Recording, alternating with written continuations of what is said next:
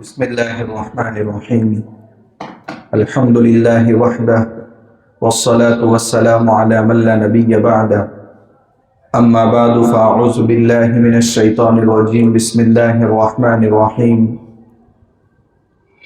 وقال الرسول يا رب إن قوم اتخذوا هذا القرآن مهجورا. وقال الله تبارك وتعالى في مقام آخر ومن أعرض عن ذكري فإن له معيشة ضنكا ونحشره يوم القيامة أعمى قال رب لم حشرتني أعمى وقد كنت بصيرا قال كذلك أتتك آياتنا فنسيتها وكذلك اليوم تنسى. صدق اللہ مولانا العظیم. قابل احترام بزرگان دین، گزشتہ جمعہ میں اللہ کے نبی صلی اللہ علیہ وسلم کے ایک عملی معجزے کا تذکرہ ہوا تھا، یعنی معراج، اور اس کے 10 اہم پیغامات آپ کے سامنے آئے تھے. علماء نے تقریباً 40 پیغامات معراج کے واقعے سے اخذ کیے ہیں، مگر وقت کی قلت کی بنا پر سب کا ذکر ممکن نہیں ہوتا. ان پیغامات کو بھی ہمیں اپنی زندگی میں داخل کرنا ہے. اللہ کے نبی صلی اللہ علیہ وسلم کا ایک علمی معجزہ بھی ہے، اور یہ ایسا علمی معجزہ ہے جو زندہ بھی ہے اور جاوید بھی ہے، یعنی ہمیشہ باقی رہنے والا بھی ہے. قرآن کے متعلق ہمارا ایک عقیدہ ہے کہ قرآن اللہ کی صفت ہے، اللہ کی مخلوق نہیں ہے. اور یہ عقیدہ اس لیے ہم اختیار کر رہے ہیں کہ قرآن ہمیشہ باقی رہنے والا ہے. کل من علیہا فان، مخلوق کو تو فنا ہونا ہے، مگر قرآن اللہ کی صفت ہے، اللہ کی ذات ہمیشہ باقی رہے گی، اللہ کی صفات بھی ہمیشہ باقی رہے گی. اور صفت کلام یہ بھی اللہ کی صفت ہے اور وہ ہمیشہ باقی رہے گی. اگر اس کو مخلوق مان لیا جائے تو نعوذ باللہ قرآن پر فنا طاری ہونا لازم آئے گا. امام احمد بن حنبل رحمۃ اللہ علیہ کو اس عقیدے کی وجہ سے بہت زیادہ حالات کو برداشت کرنا پڑا، مگر ان کی استقامت آج ہمارے عقائد کے درست ہونے کا ذریعہ ہے. اللہ تعالیٰ پوری امت کی طرف سے حضرت کو جزائے خیر عطا فرمائے. یہ اللہ کے نبی صلی اللہ علیہ وسلم کا ایسا علمی معجزہ ہے. مفسر قرآن حضرت مولانا ادریس صاحب کاندیلوی رحمۃ اللہ علیہ، جن کے معارف القرآن ادریسی ہے، بڑی علمی تفسیر ہے حضرت کی. موسیٰ علیہ السلام کے معجزے کا سورہ طٰہٰ میں حضرت نے ذکر کیا ہے. وہاں مولانا روم رحمۃ اللہ علیہ کے حوالے سے بڑی عجیب بات حضرت نے ذکر فرمائی ہے کہ اللہ تبارک و تعالیٰ نے حضرت موسیٰ علیہ السلام کو عصا کی شکل میں ایسا معجزہ عطا فرمایا تھا جو جادوگروں کے سارے سانپوں کو نگل گیا تھا. اور اللہ کے نبی صلی اللہ علیہ وسلم کو اللہ تعالیٰ نے قرآن کی شکل میں ایسا معجزہ عطا فرمایا ہے جو قیامت تک کفر کے سارے سانپوں کو نگل جائے گا. یعنی کفر اور شرک قرآن کے سامنے پنپ نہیں سکتے. دوسری بات بڑی عجیب حضرت نے لکھی ہے کہ موسیٰ علیہ السلام جب آرام فرماتے تھے تو ان کا عصا اژدہا بن کر کے ان کی حفاظت کرتا تھا. آج اللہ کے نبی صلی اللہ علیہ وسلم اپنے روضہ اقدس میں آرام فرما رہے ہیں اور آپ کا معجزہ قرآن کی شکل میں آپ کے دین کی حفاظت کر رہا ہے. یعنی عصائے موسیٰ میں بھی اور قرآن کریم اس معجزے میں مشابہت دونوں باتوں میں ہے. موسیٰ علیہ السلام کا عصا آپ نہیں دیکھ پائیں گے، لیکن اللہ کے نبی صلی اللہ علیہ وسلم کا یہ معجزہ ہم روزانہ اپنی آنکھوں سے دیکھتے ہیں. اس لیے آج ہم یہ سمجھنے کی کوشش کریں کہ ہم اگرچہ گنہگار ضرور ہیں، مگر آقا کے صدقے میں کتنا عظیم معجزہ ہم سب کو ملا ہے. قرآن کریم ایک ایسا معجزہ ہے، ایک ایسی کتاب ہے عربی میں ایک مقولہ مشہور ہے، کثرت الاسماء تدل علی عظمت المسمى، ناموں کی کثرت اس چیز کی عظمت پر دلالت کرتی ہے۔ اللہ تبارک و تعالیٰ کے بے شمار نام ہیں کوالٹیز کے حساب سے، تو یہ بے شمار کوالٹیز اور بے شمار صفات کا ہونا اللہ تعالیٰ کی ذات کی عظمت کو بتا رہا ہے۔ قرآن کریم میں سورہ فاتحہ، جس سے قرآن کی فاتحہ اور اس کی ابتدا اور اس کا آغاز ہوتا ہے، علامہ قرطبی رحمت اللہ علیہ نے بے شمار نام گنوائے ہیں۔ سورت ایک ہے مگر نام بہت زیادہ ہے، تو ناموں کی کثرت اس چیز کی عظمت کو بتاتی۔ قرآن کریم کے بھی بے شمار نام ہیں، علماء نے اس کے صفاتی نام 50 یا 90 یا 95 کے قریب گنائے ہیں، لیکن اس کے جو نمایاں نام ہیں وہ 5 ہیں۔ تھوڑی دیر کے لیے ہمیں یہ سمجھنا ہے کہ ہم یہ تو کہتے ہیں کہ قرآن معجزہ ہے، مگر کیا ہم ثابت کر سکتے ہیں کہ قرآن کس اعتبار سے معجزہ ہے؟ دعویٰ تو ہم کر لیتے ہیں، مگر غور و فکر بھی کبھی ہم نے کیا کہ قرآن کیسے معجزہ ہے کہ پوری دنیا اس جیسا کلام پیش کرنے سے عاجز ہے؟ بڑے بڑے ادبا گزرے ہیں، بڑے بڑے فصحا گزرے ہیں، بڑے بڑے بلغا گزرے ہیں، جن کے قصائد اور ان کے قصیدے کعبۃ اللہ پر لٹکائے جاتے تھے، مگر اس کے باوجود اس چیلنج کو جو آج بھی باقی اور قیامت تک باقی رہے گا، لوگوں نے بے شمار کوششیں کی مگر اس جیسا کلام بنا نہیں پائے۔ کیا بات ہے قرآن کے اندر؟ آج انشاءاللہ اس کو سمجھتے ہیں۔ کتنے ورڈ اٹھائے آپ قرآن کو معجزہ ثابت کرنے کے لیے، ہر ورڈ سے اس کا اعجاز ٹپکتا ہے، ہر ورڈ سے اس کا معجزہ ہونا معلوم ہوتا ہے۔ قرآن کریم کے 5 نمایاں نام ہیں، القرآن، الفرقان، الکتاب، الذکر، التنزیل۔ سارے ناموں کی وضاحت کا وقت نہیں ہے۔ اس کا جو مشہور نام ہے کہ اس نام سے کسی اور کتاب کو دنیا میں یاد نہیں کیا جاتا، وہ نام ہے اس کا القرآن۔ قرآن کا آپ میننگ سمجھے اور اس کے بعد پوری دنیا کا آپ نقشہ دیکھیں، آپ کو اس کا معجزہ ہونا معلوم ہو جائے گا۔ القرآن کا مطلب ہے ایسی تحریر جس کو کثرت سے پڑھا جاتا ہو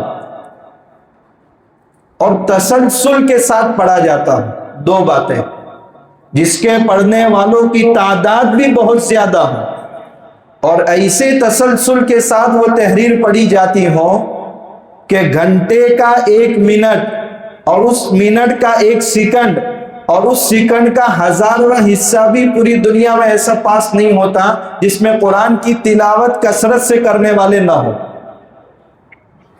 چند باتیں اگر ہمارے ذہن میں ہیں، یعنی پوری دنیا کا نقشہ اگر ہم اپنے سامنے رکھیں، ملکوں کے اوقات کے حالات ہمارے سامنے ہوں، کون سے ملکوں میں مسلمانوں کی تعداد کتنی ہے اگر یہ ہمیں معلوم ہو، اور کون سے ملک میں سورج کی حرکت کیسے ہوتی ہے، نمازوں کا وقت بھی ہمیں معلوم ہو، تو القرآن کے لفظ کا میننگ سمجھنا اور اس کا معجزہ ہونا بہت آسانی سے سمجھ میں آ جاتا ہے۔ یہ دعویٰ صرف قرآن ہی کرتا ہے کہ قرآن ہی ایک ایسی کتاب ہے جس کی تلاوت کرنے والے کثرت سے ہیں اور تسلسل کے ساتھ اس کی تلاوت جاری ہے۔ آگے چونکہ ماہ رمضان بھی آ رہا ہے، ماہ رمضان ماہ قرآن بھی ہے۔ قرآن کریم کا نزول 3 سٹیپ میں ہوا ہے۔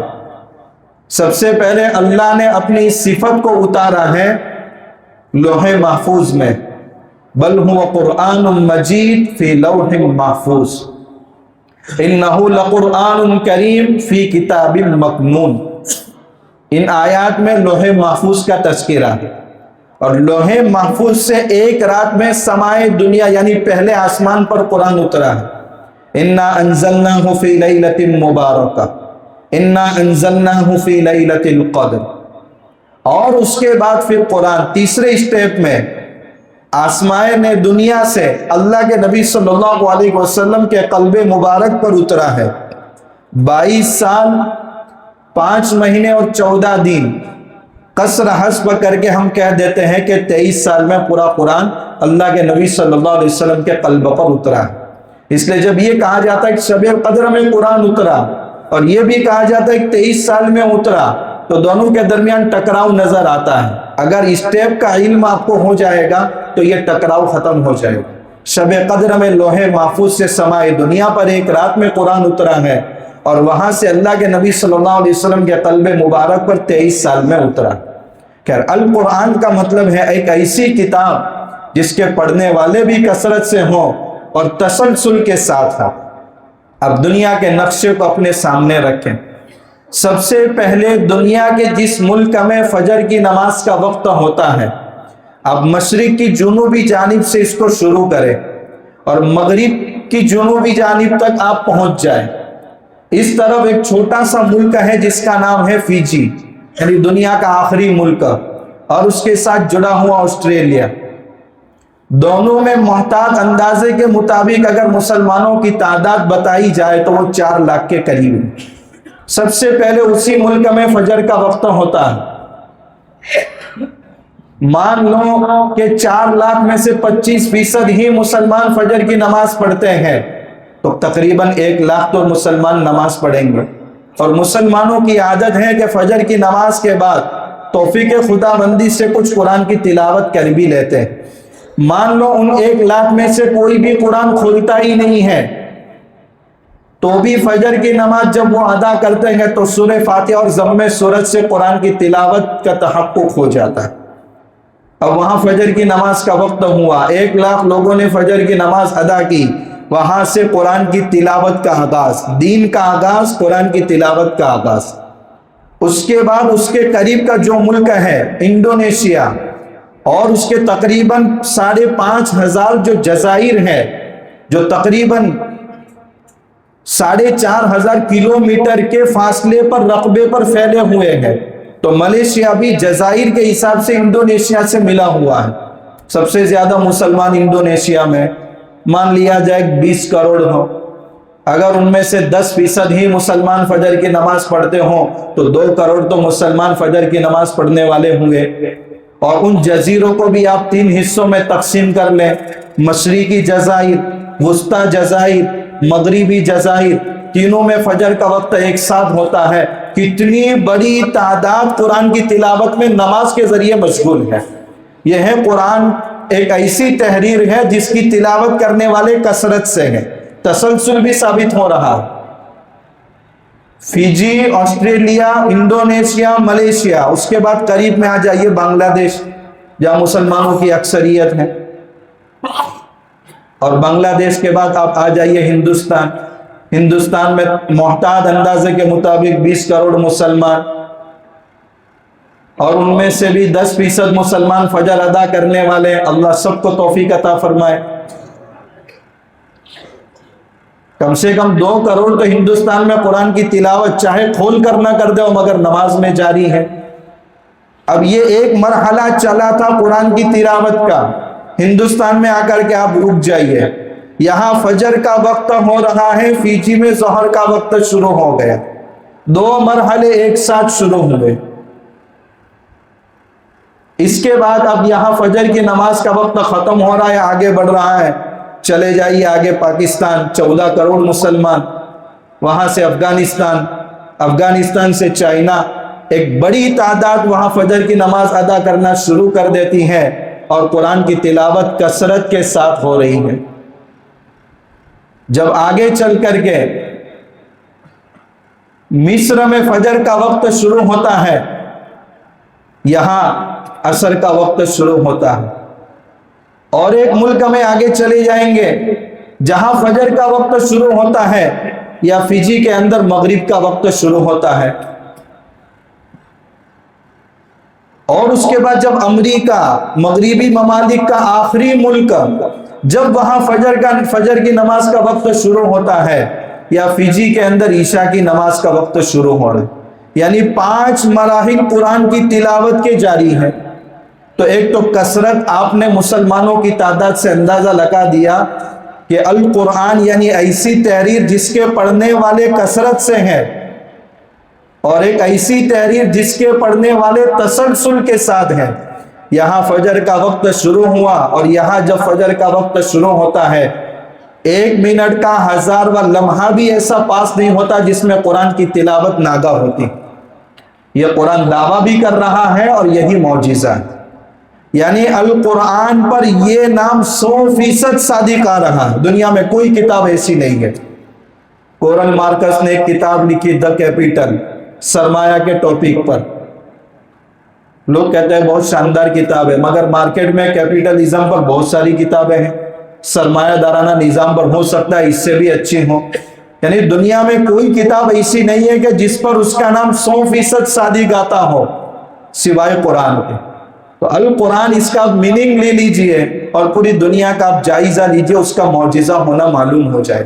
تو قرآن کے الفاظ اور اس کی زبان کا بھی آپ اعتبار کریں اور اس پر غور و فکر کریں تو آپ کو بہت آسانی سے سمجھ میں آ جائے گا کہ قرآن معجزہ کیسے ہے۔ ایک ہی کتاب ہے، واحد کتاب ہے جس کی تلاوت اتنی کثرت سے ہوتی ہے اور تسلسل کے ساتھ ہوتی۔ قرآن کبھی ایک لفظ استعمال کرتا ہے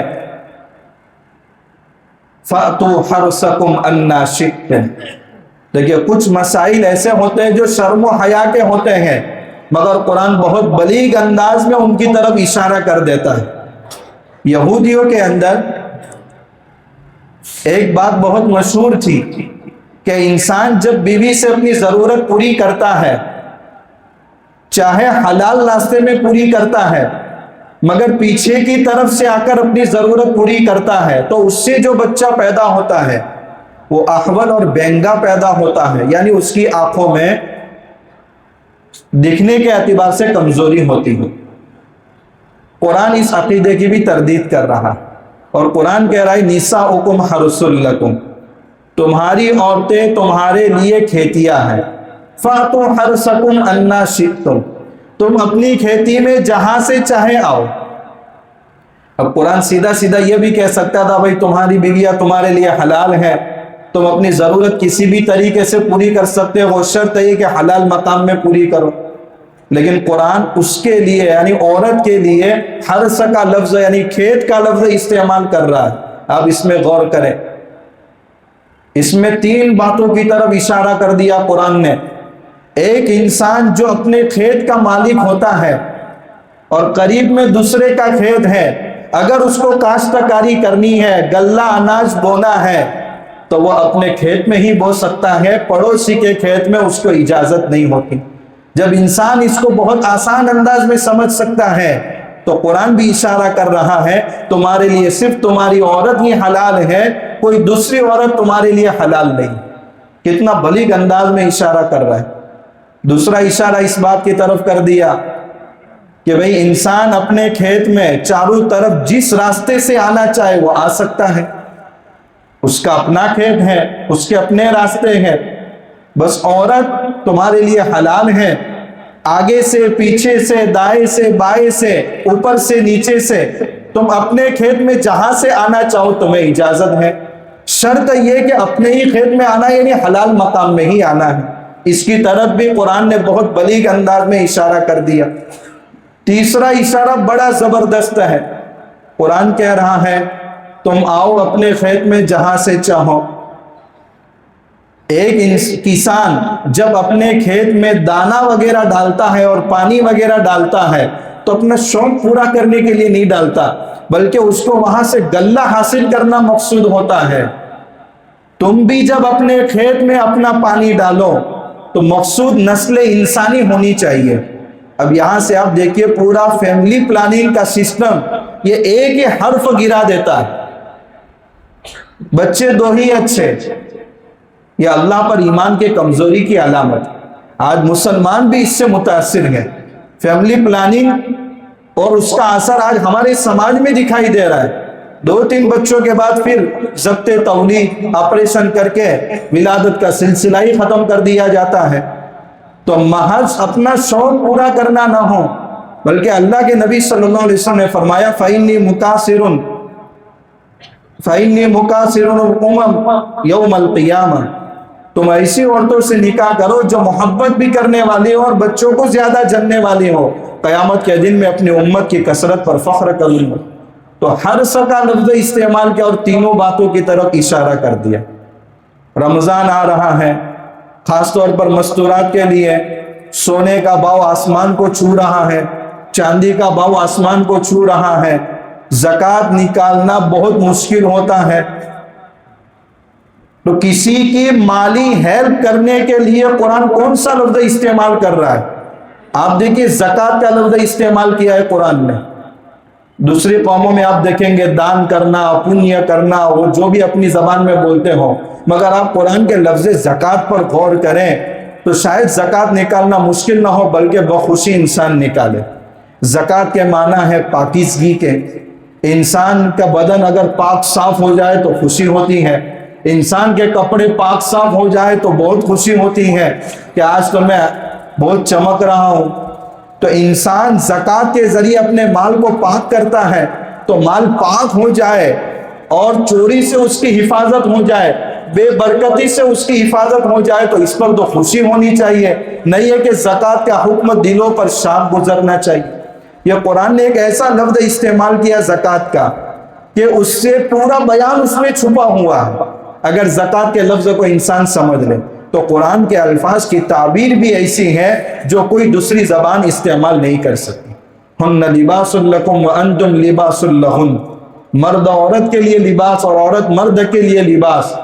انسان کے بدن میں بہت ساری چیزیں ایسی ہوتی ہیں جو عیب نما ہوتی ہے، مگر جب لباس ڈال دیا تو انسان اچھا دکھنے لگتا ہے۔ یعنی لباس جسم کے عیبوں کو چھپانے کا ذریعہ ہے۔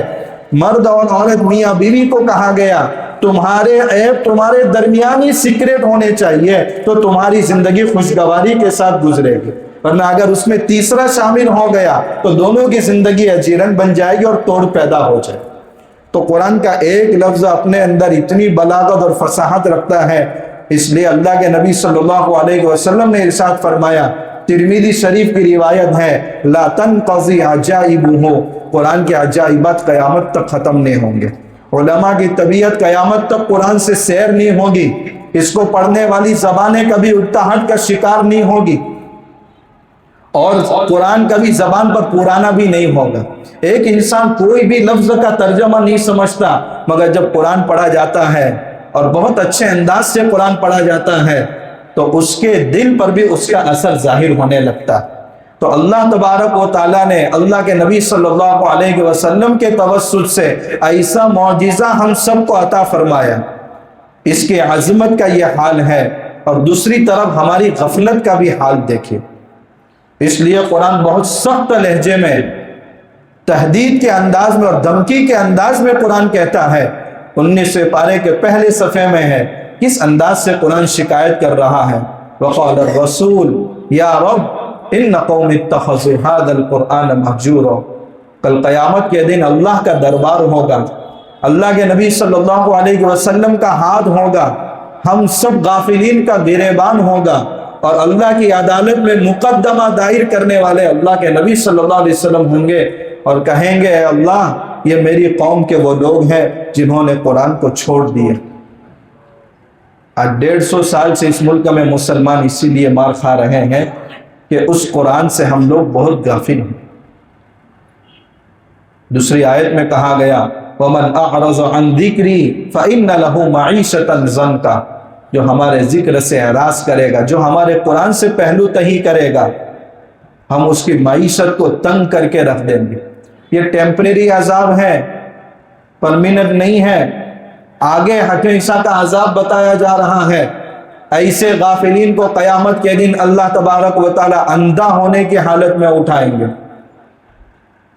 قال رب لم حشرتنی اعمی، اے میرے پروردگار کیوں آپ نے مجھے نابینا اٹھایا، وقد کنت بصیرا، میں تو دنیا میں دیکھتا تھا، بھالتا تھا۔